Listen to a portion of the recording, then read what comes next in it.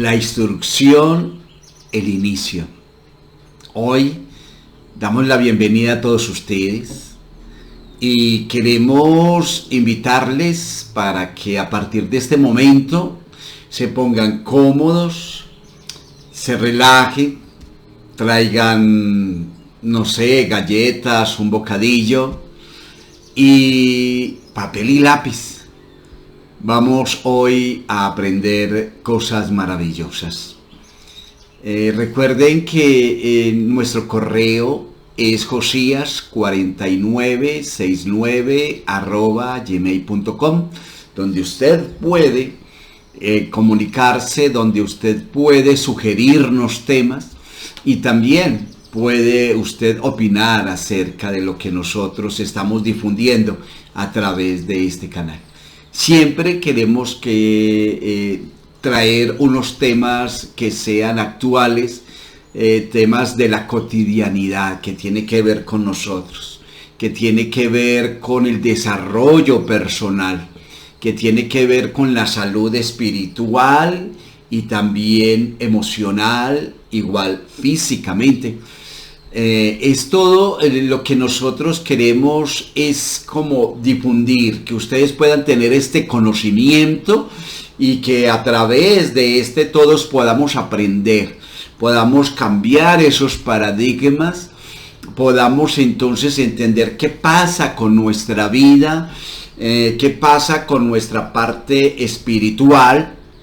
Recuerde que nos hemos desligado de la parte religiosa y queremos cada día profundizar más en ese conocimiento álmico y que cada vez nos pueda llevar a ese desarrollo real, espiritualmente hablando, donde podamos ser conscientes de nuestra naturaleza, de nuestra procedencia y también de nuestra forma de vida que debemos tener, ¿verdad? Con base en esto, entonces, es que cada vez que tenemos un tema, lo exponemos y queremos llevarlo a todos ustedes de una forma práctica, sencilla, tratando de utilizar unas palabras que vayan acorde al conocimiento habitual de las personas. Por eso, hoy traemos una segunda parte de un tema que lo vimos, creo que está en el video número 020, donde habla acerca de sana las enfermedades. Y allí estuvimos hablando de algo maravilloso, de que toda enfermedad tiene un origen y que ese origen, de ese origen va a depender entonces la intensidad de la enfermedad, pero también podemos descodificar. Han habido personas, de hecho crearon institutos que todavía están activos y cada vez va tomando más relevancia este punto, referente a la biodescodificación de las enfermedades. Hoy, precisamente, esa es la segunda parte. Vamos recordando un poco que esto fue creado por el Dr. Hammer, un hombre alemán que estuvo en su conciencia un día la idea de poder descodificar, de conocer el origen de las enfermedades y de descodificarla. Este hombre entonces aportó mucho y hizo mucho avance a la ciencia emocional, y como tal entonces hoy por hoy podemos encontrar en España varios institutos que trabajan precisamente desde la parte terapéutica con respecto a este tema.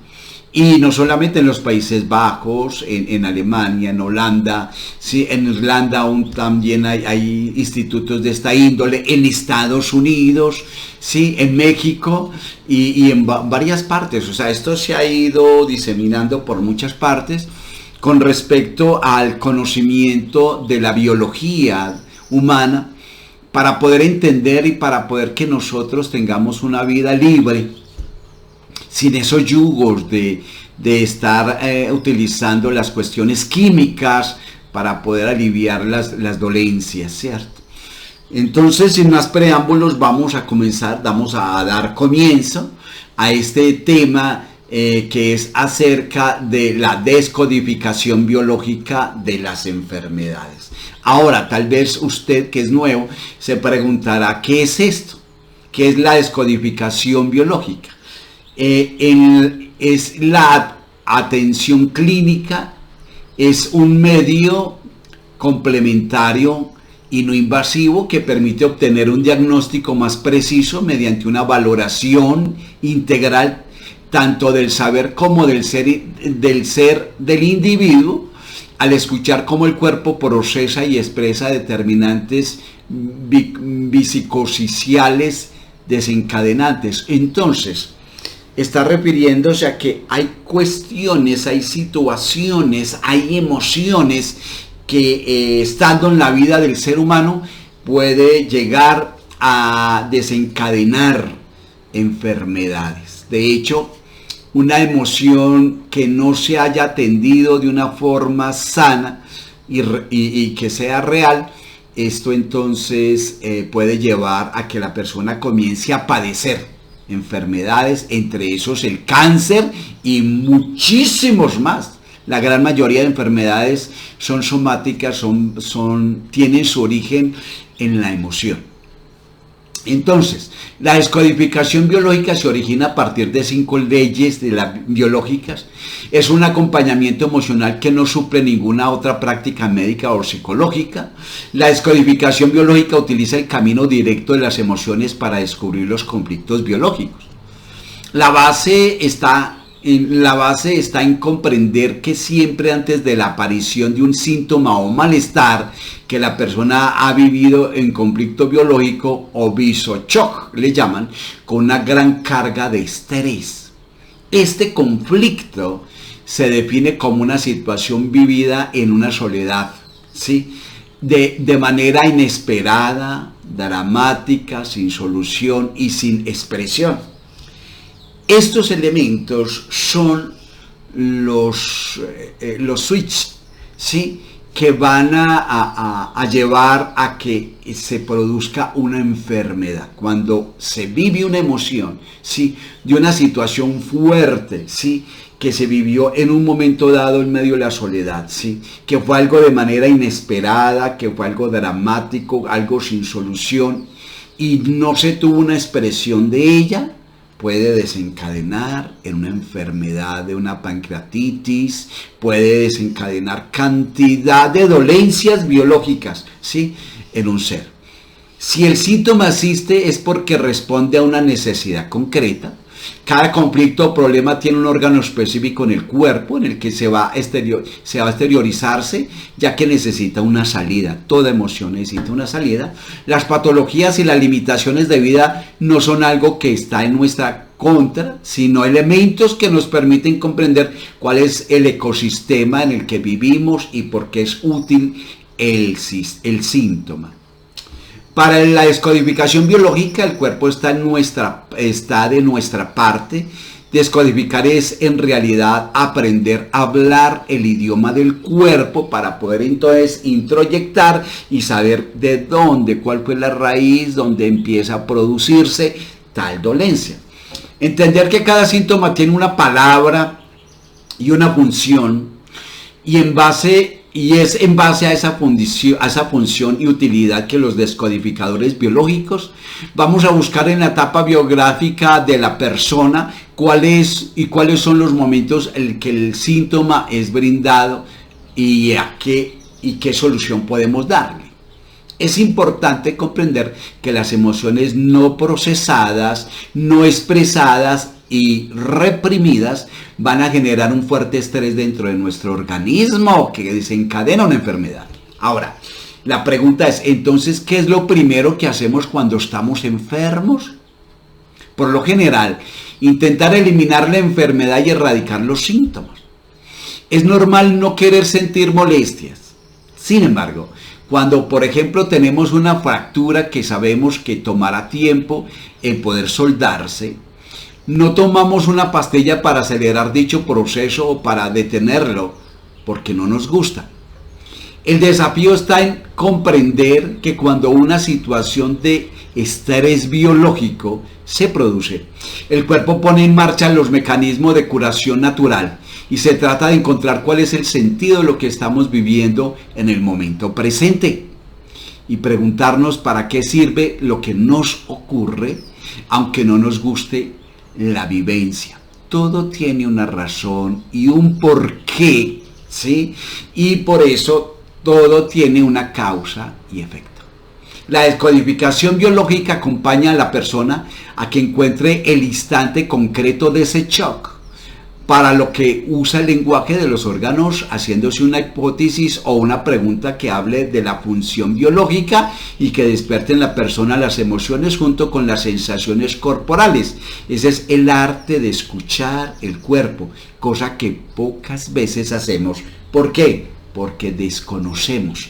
Mire, lo que tú sientes ahora, el síntoma de esa enfermedad que tal vez el médico dijo que es crónica, debemos entender que los médicos de hace 100 años hacia acá tienen una especie de contrato con todos los laboratorios, si de una forma indirecta lo tienen, para que ellos, porque ellos saben que es el sustento de ellos, ¿verdad? Entonces ellos recetan siempre con base en la patología. Ellos lo que confrontan es la patología y con base en eso es que ellos formulan. Pero ellos jamás van a trabajar sobre el origen de la enfermedad y a buscar sanarle. Eso jamás va a pasar, ¿cierto? Tomemos en cuenta también que los seres humanos repetimos todo lo que hemos aprendido y que si hoy tenemos un determinado problema es porque tiene un origen o un programa inicial, o sea, un conflicto emocional programante. Ese origen puede situarse en nuestra infancia, ¿sí? En el nacimiento, en embarazo o en concepción o incluso en la vida de nuestros ancestros, de los que copiamos modelos o formas de hacer, entre comillas, en un intento de traspasar lo que no se ha podido aceptar. Ahora, podemos ser creadores de una existencia distinta si cambiamos nuestra manera de pensar. Todo radica en esto, en la mente, en aprender, ¿sí?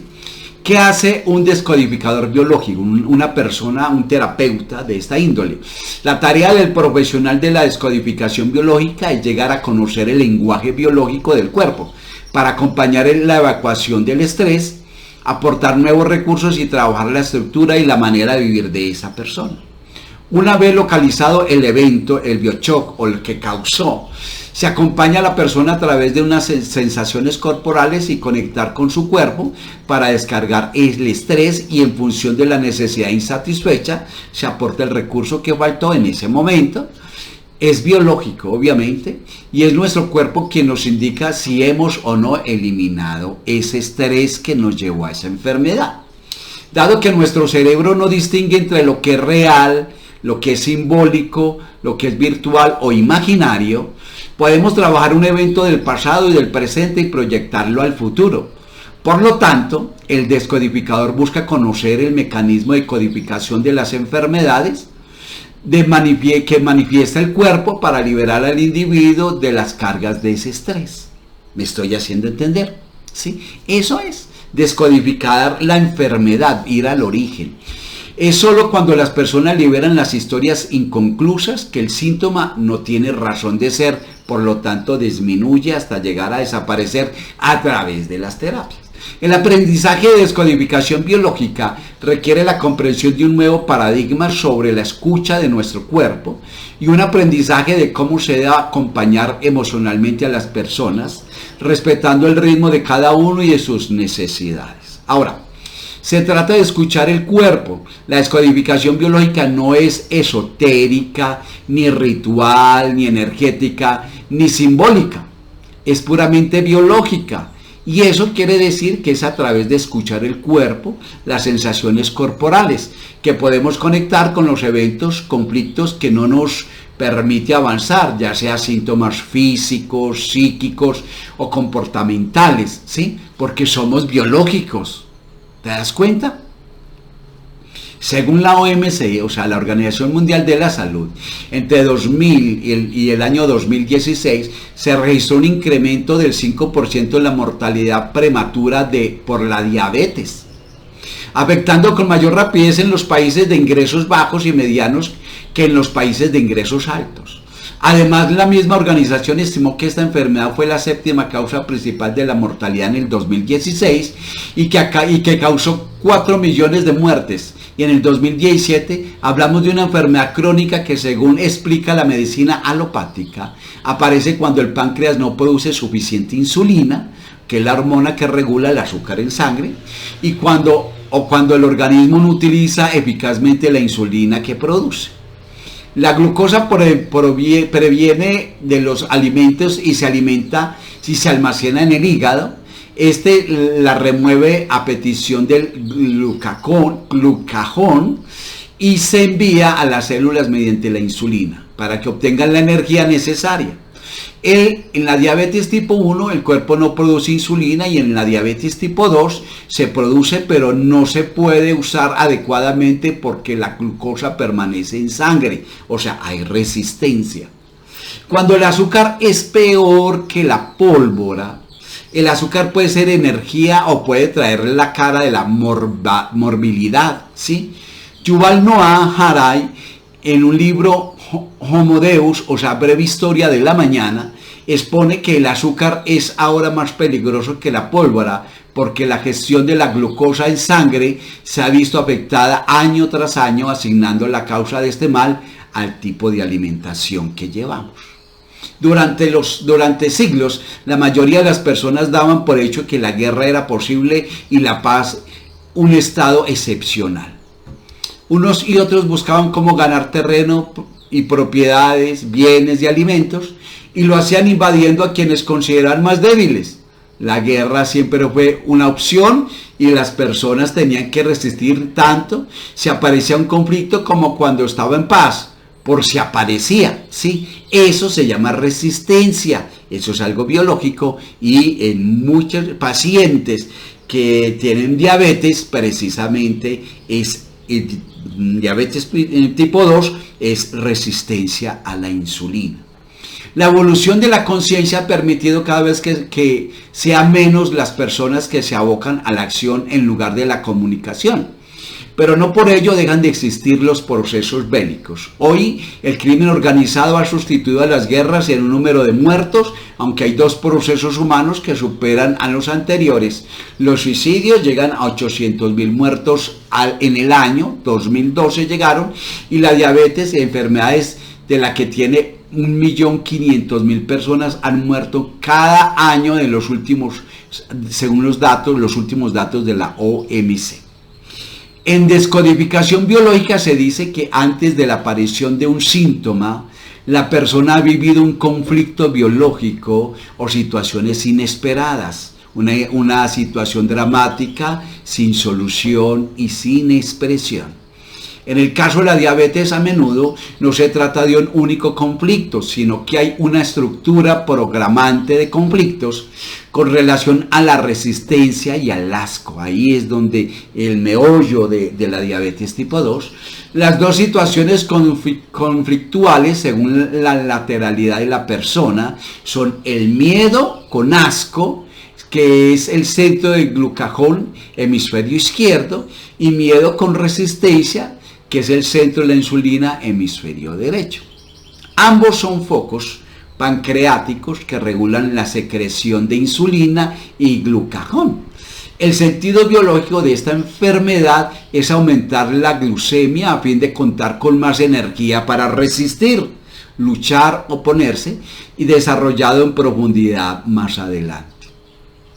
Veamos entonces con la historia de 2 casos distintos cómo muestra la biología actual de una forma sabia y eficiente, aunque no inteligente. Mire y verá. Sí, estamos hablando desde la parte biológica, con lo concerniente a los síntomas de la diabetes, ¿sí? Miramos entonces El caso 1, una mujer diestra de 45 años en estado de premenopáusico, presenta diabetes y obesidad mórbida, su estado civil es divorciada y recibe una pensión semanal de su marido, quien además le asegura el pago de la vivienda, los gastos y un seguro médico, las medicinas, y tiene varias patologías asociadas esta mujer. El pago de las actividades de sus hijos y los gastos extras que puedan surgir. Ahora, esta mujer todo se lo está pagando el marido, ¿verdad? No tiene trabajo fijo y realiza alguna ayuda a domicilio para tener un dinero extra. Sin embargo, tiene la vivienda de que es ella quien se ocupa de todo y que además es la proveedora. Desarrolla diabetes tipo 1 con 39 años, justo después de la separación empieza a padecer la diabetes tipo 1. Se llega a esta después de una situación de maltrato, o sea, resistencia, e infidelidad, o sea, asco, que describe que intentaba salir de la situación sin poder hacer nada, ya que estaba atrapada, lo que demuestra que además de los pocos mencionados, en esta actividad de la corteza motriz, que es el área cerebral de la corteza cingulada anterior, actualmente, y a pesar de que la situación familiar ha variado, no se ha modificado la manera de sentir, por lo que el síntoma permanece. Sus frases que ella siempre repite: lo hago todo yo, dice ella. Tengo que aguantar para que me paguen. Siempre estoy luchando para conseguir más dinero y todo me cuesta. ¿Sí? Mire que habla en negativo y habla posesionada en eso, ¿cierto? Ahora miremos el caso 2. El caso 2 es de un hombre diestro de 39 años, es jefe de producción de una fábrica donde suceden los problemas día a día. Se encuentra entre dos altos cargos que se pelean para agradar al director general y que no tienen la más mínima consideración en sacarse de encima los problemas, asignándole a él las culpas de incluso temas que no le competen. Tiene la sensación de que todo lo que hace será para pelea, llega a casa agotado y en los 5 años que lleva en la empresa ha aumentado 12 kilos y le han diagnosticado un cuadro de prediabetes. ¿Sí? Mientras el sentir profundo siga siendo tengo que resistir porque todo depende de mí, aunque no sea de esa manera, el nivel de estrés será siempre alto y nuestra sabia biología dará la solución que tiene a su alcance, que es conservar la materia energética o glucosa. La descodificación biológica acompaña a encontrar el origen inconsciente de para qué es necesario este programa de supervivencia y aplicar los recursos necesarios para soltar la vivencia y restablecer el equilibrio. Entonces, son situaciones que vivimos en el cotidiano, pero tienen una trascendencia. Causan, el estrés causa un síntoma y lleva a una enfermedad.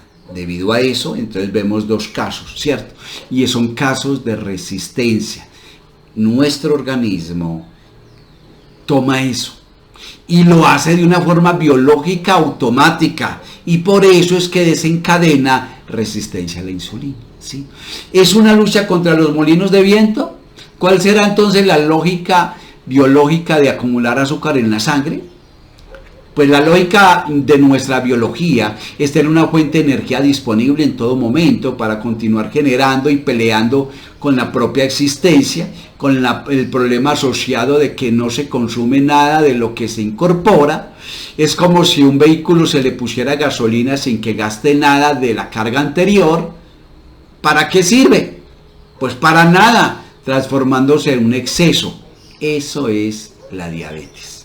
¿Me hice entender? Entonces, el foco de las células beta del páncreas, productoras de insulina en fase activa de un conflicto de resistencia, estará activado.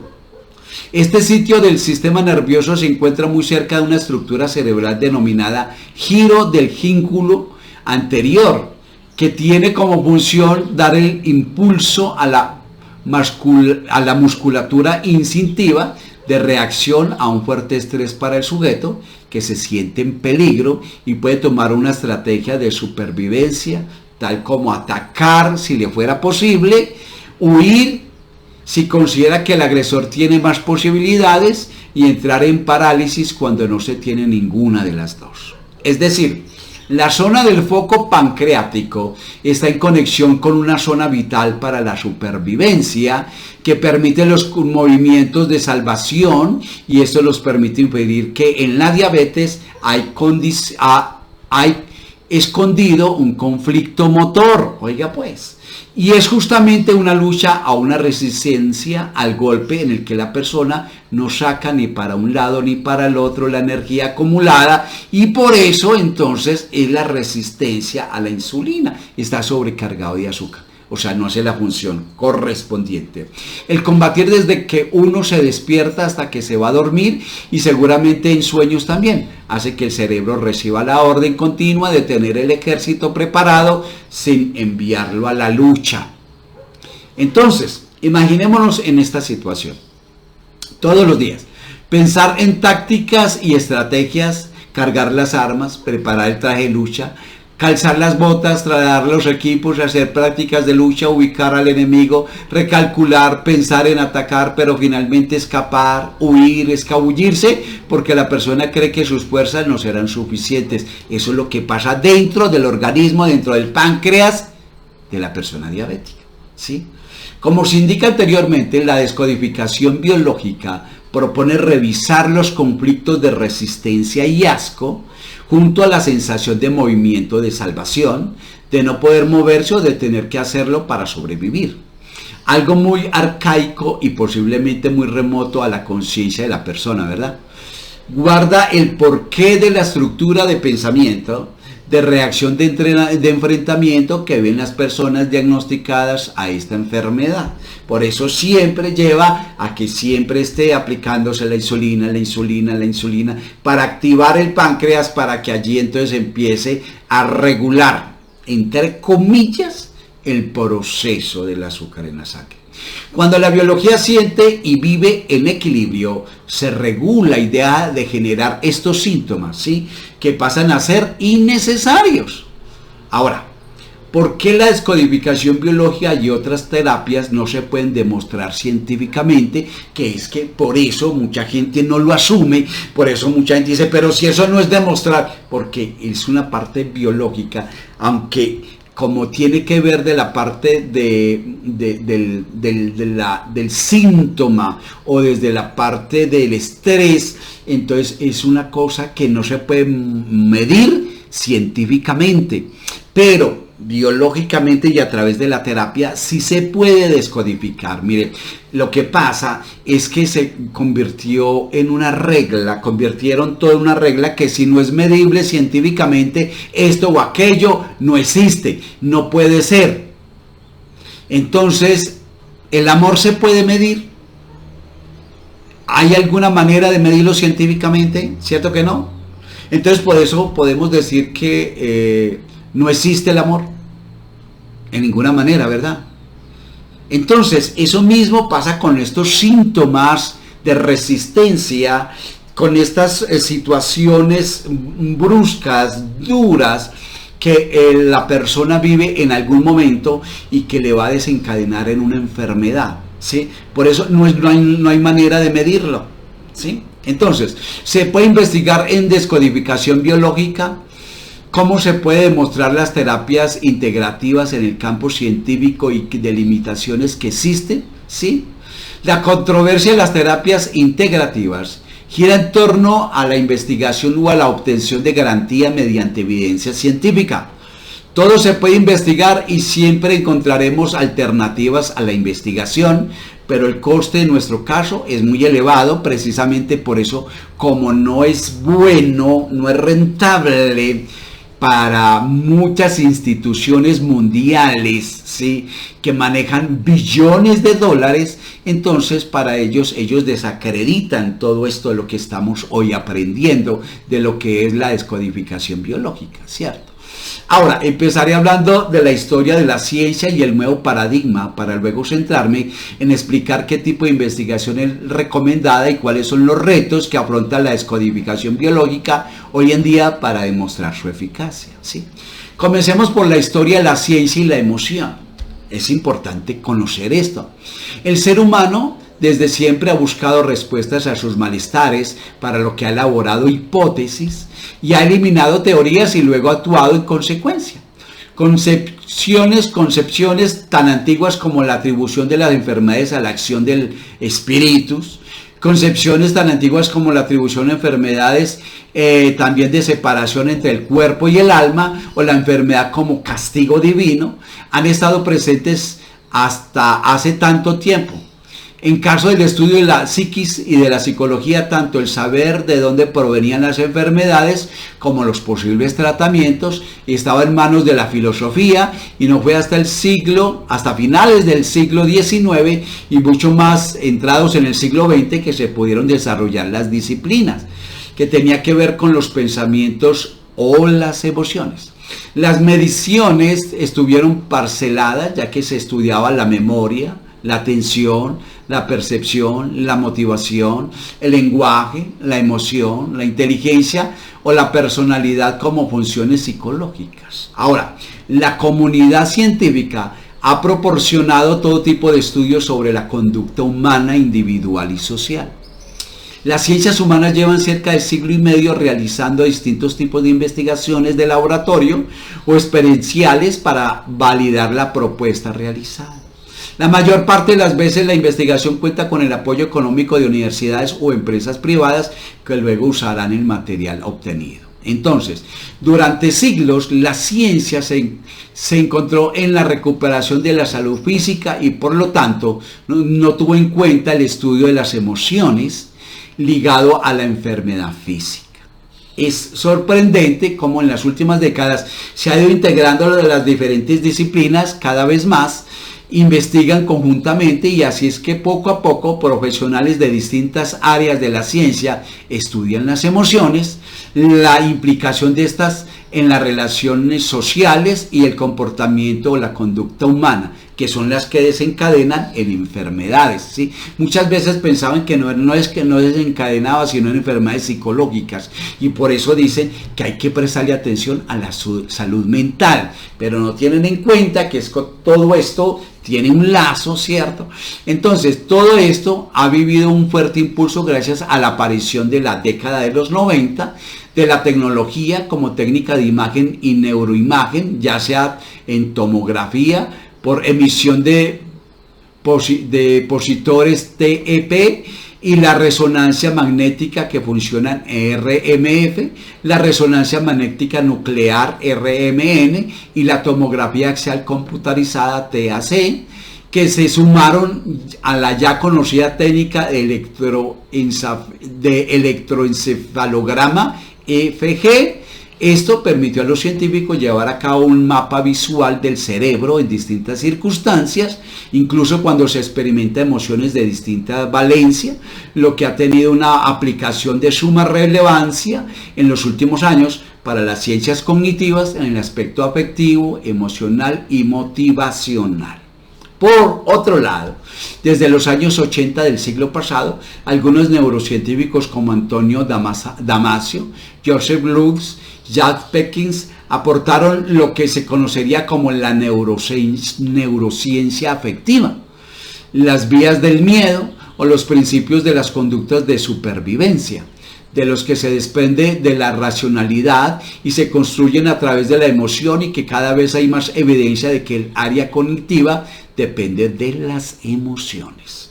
Podemos decir entonces que somos seres emocionales que razonamos, es decir, los procesos cognitivos dependen de las respuestas viscerales, primitivas, y construyen los estados corporales internos que desencadenan sensaciones corporales en un proceso cíclico.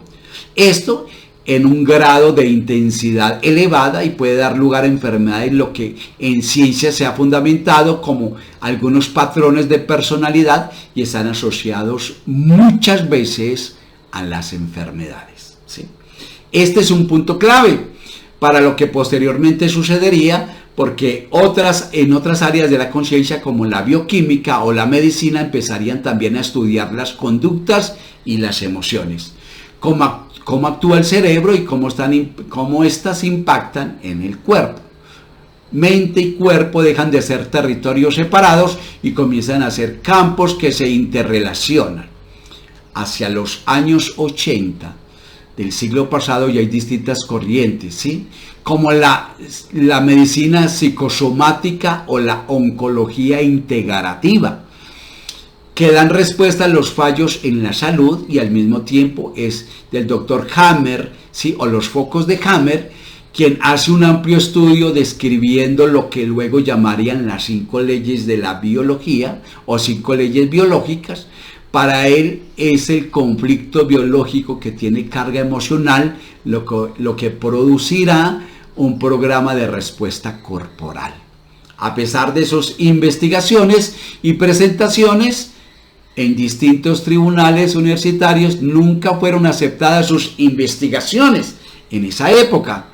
Pero hoy por hoy, en los institutos de descodificación biológica, hoy por hoy esto es un hit. Y si nosotros entendiéramos el significado, la importancia, la grandeza de esto para muchos que padecemos X o tal enfermedad, y empezáramos a buscar esas respuestas a través de este tipo de terapias, podríamos estar sanos de muchísimas enfermedades, podríamos tener una economía muy diferente. ¿Por qué? Porque mucha del dinero, mucha de la economía del ser humano se gasta precisamente o se invierte en buscar sanar su enfermedad, ¿sí? Aunque eso jamás ocurre a través de la bioquímica, eso no ocurre porque simplemente no es conveniente para dichas empresas. Pero para los que hoy por hoy podemos entender la grandeza de lo que es la biodescodificación de las enfermedades, podemos ver allí una luz al final del túnel, y esto es promisorio, es halagüeño para muchos que padecen distintas enfermedades. Ahora, queremos saber más, queremos aprender más, entonces yo les invito para que veamos la segunda parte de este maravilloso tema acerca de la descodificación biológica, ¿sí? Así que nos vemos ahora. Shalom, shalom.